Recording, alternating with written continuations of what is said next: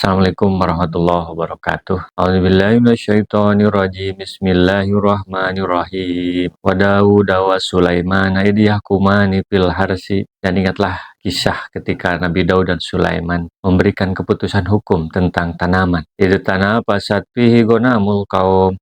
Ketika kambing tetangganya itu merusak tanaman itu. Wa kunna lihukmihim syahidin. Dan kami, kata Allah, menyaksikan terhadap keputusan mereka itu. Jadi dikisahkan ada kebun anggur.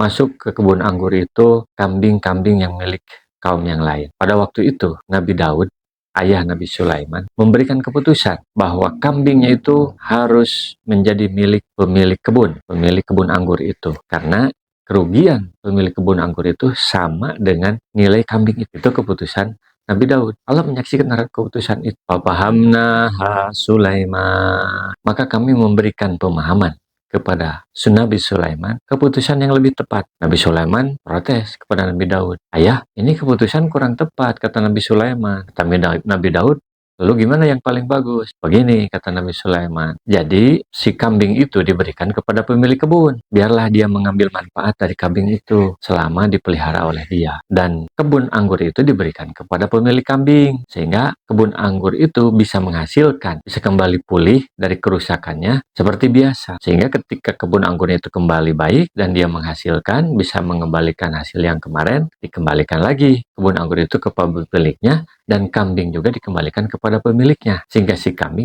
pemilik kambing tidak kehilangan hak milik. Itu keputusan saran dari Nabi Sulaiman. Wa kulla atayna hukma wa ilma. Maka diputus dan masing-masing diberikan ilmu dan kemampuan tentang hukum, pemahaman tentang hukum. Maka diambillah pendapat Nabi Sulaiman itu. Itu gambaran bagaimana kehebatan seorang Nabi Sulaiman. Dan di situ ada proses dialog dan dicari keputusan hukum yang terbaik, yang lebih bijak. Wasyawarna ma'a Daud al-jibal yusabbihna wa tayra. Dan kami menundukkan kepada Nabi Daud gunung-gunung. Si gunung itu bertasbih bersama Nabi Daud, juga bersama dengan burung-burung. Dikisahkan Nabi Daud itu memiliki skill, kemampuan, dia bisa membaca Jabur itu dengan sangat merdu, sehingga burung bisa berhenti, dan gunung juga ikut bertasbih, saking kagumnya terhadap kemerduan bacaan Nabi Daud. Diriwayatkan suatu ketika Abu Musa al-Asy'ari membaca ayat Quran, dan didengarkan oleh Nabi. Kata Nabi, laqad utiya hada mazamiro ali Daud. Orang ini telah diberi keahlian, kemampuan pembacaan yang merdu seperti keluarga Nabi Daud. Maka ketika Abu Musa al-Asy'ari mengetahui Nabi mendengarkan itu, kata Abu Musa, kalau aku tahu Rasul mendengarkan, aku akan baca Quran lagi yang lebih merdu. Itu salah satu keahlian lain daripada